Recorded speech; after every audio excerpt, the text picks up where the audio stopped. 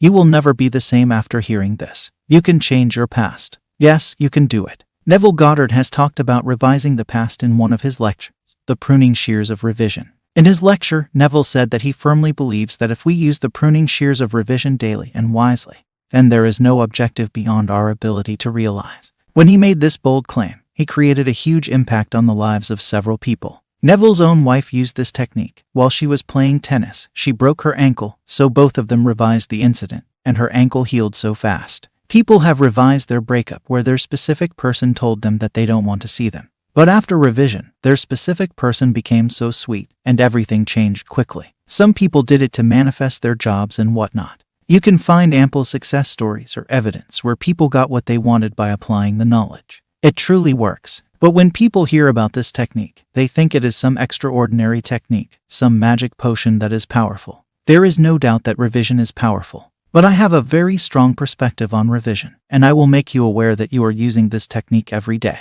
You will be shocked by it, but you are performing this technique every day. Now, whether you are using it to your advantage or not, that's a different story. But first, let's understand what revision is. In simple language, revision is a technique in which you can change those events that did not happen as per your wish. Suppose you went on a first date today and you accidentally dropped the glass of water on the floor, and then afterwards, while using the ketchup bottle, you accidentally dropped it on your dress. After all of this, you started feeling underconfident as another person noticed it, and you started feeling low. Now, when you came back home, you were like, why did it happen? As now you are thinking that these things made a bad impression on the first date. You start thinking that they will think that you are dumb, and they will lose interest in you. Now, in such scenarios, you can revise the events of the day by imagining the events in a way that would make you feel great. You can revise the date where the glass didn't fall on the floor or the ketchup didn't ruin your dress. But some people find it difficult to do so, so I tell them to give a different meaning to those situations.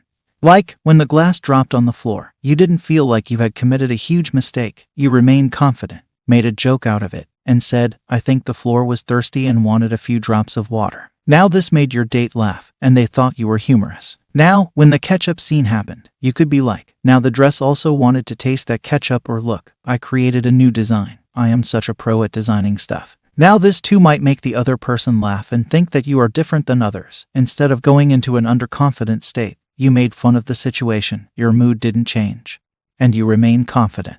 This made them like you more, as you have a different energy. I gave you one scenario. Maybe you have a different approach to those particular events. It varies from person to person.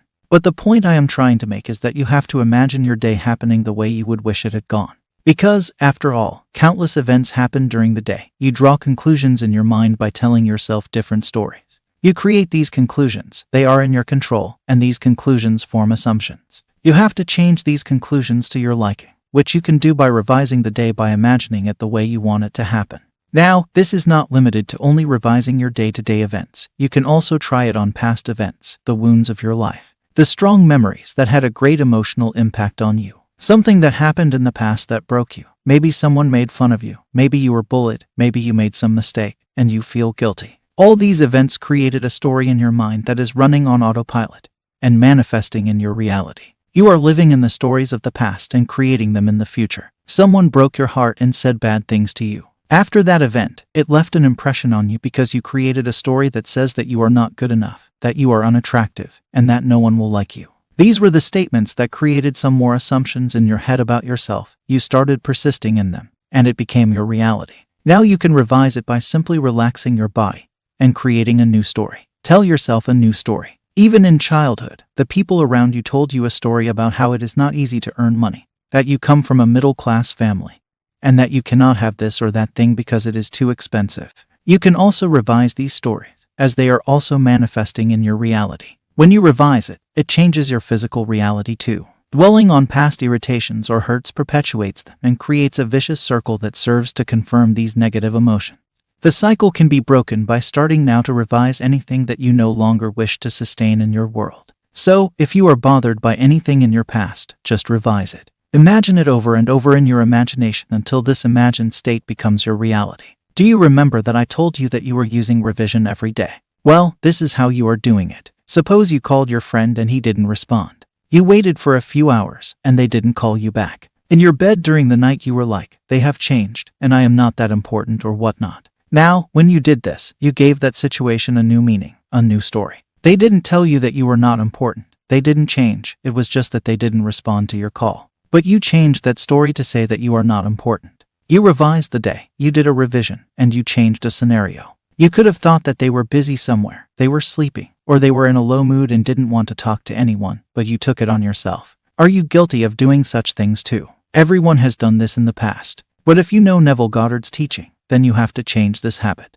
Now, I also told you that I have a strong perspective on it. Now hear me out clearly. Do you perform imaginal acts to manifest your specific person? Do you affirm? You do them, right? When you do them, you are revising the past story. You are performing these imaginary acts to revise your past story with a specific person. Revision is not some unique technique you use every day. You have been doing it since the time you started to understand the law. In revision, you imagine something.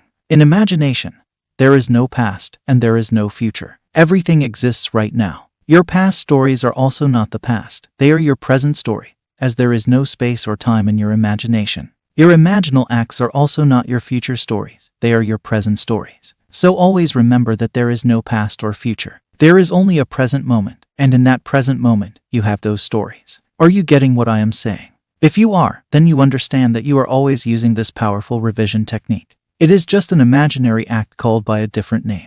It is just to make you understand that your past is not the past, but that it is becoming a present fact. It is all about the stories you tell yourself. So, what stories are you telling yourself right now? Are you conscious of them? At the start of the video, I told you that maybe you are using this technique to your advantage. It can also be that you are not using it properly as well. I am saying this because throughout your day, many events happen. You experience them in your life and separate them by categorizing them as either negative or positive. You are categorizing them because of a story that you are telling inside of you. What is this story? Is it beneficial to you? If it is, then you are using this technique to your advantage. If it isn't, then you are using it poorly. By revising the past, you rid yourself of any effect it may have on your future. Revision is truly the key, which can be used to unlock the doors that have kept you trapped in a particular state.